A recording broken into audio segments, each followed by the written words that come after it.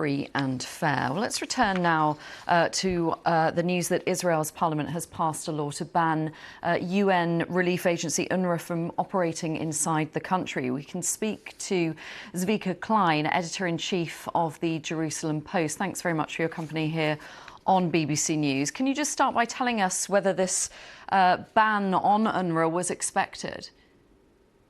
Yes, it was very much expected, and the vote showing 92 members of Knesset, members of parliament, supporting this law, 10 being against, kind of shows the consensus within Israeli society against this organization.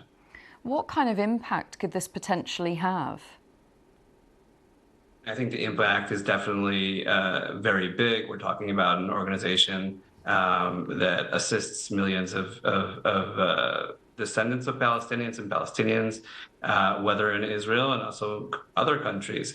I think the issue being really Israelis not caring as much because of the sense of betrayal. They felt of members of the organization participating in October 7th.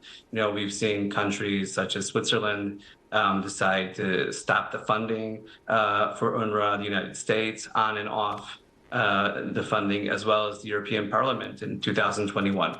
So, the average Israeli doesn't care as much of the implications, but obviously the humanitarian aspect is that there will be very dramatic implications. That said, there is no clear understanding of how this will come into effect. From your analysis and your research, why is Israel intent on banning them?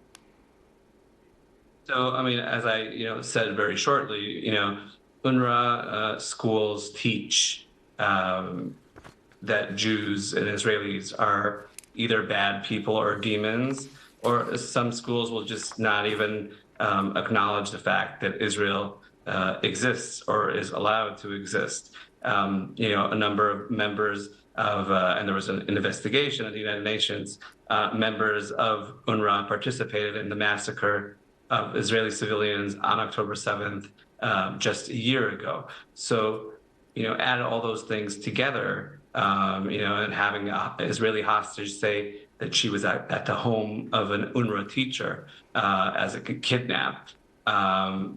Put all those together, and then Israelis really don't feel that sense of humanitarian aid, though obviously it is important.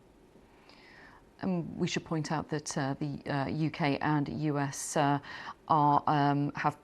been against this too. We'll have to leave it there. Zvika Klein, thank you very much for your time here on BBC News.